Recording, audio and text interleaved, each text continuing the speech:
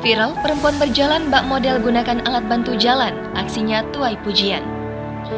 Viral video di media sosial TikTok, seorang perempuan berlenggang bak model menggunakan alat bantu jalan. Nina Gusmita terlihat piawai berjalan ala model meski menggunakan sepatu high heels dan alat bantu jalan. Nina diketahui merupakan perempuan asal kota Medan, Provinsi Sumatera Utara. Di tengah keterbatasannya berjalan, Nina justru tak malu mengikuti tren di TikTok. Nina mengatakan ketika membuat video dirinya baru saja pulang dari acara pernikahan. Pada waktu itu, ia masih mengenakan baju kondangan dan memakai high heels. Lantas, ia mendapatkan ide untuk mengikuti tren TikTok berjalan menggunakan high heels. Berdasarkan keterangan Nina, ia pernah mengikuti ajang ASEAN Para Games tahun 2018, cabur voli duduk. Kemudian, pada tahun berikutnya, berpindah ke cabur atletik yakni balap kursi roda sampai sekarang.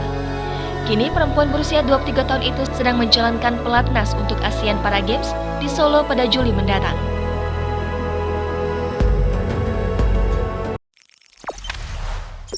Jangan lupa subscribe, share, komen, dan like ya!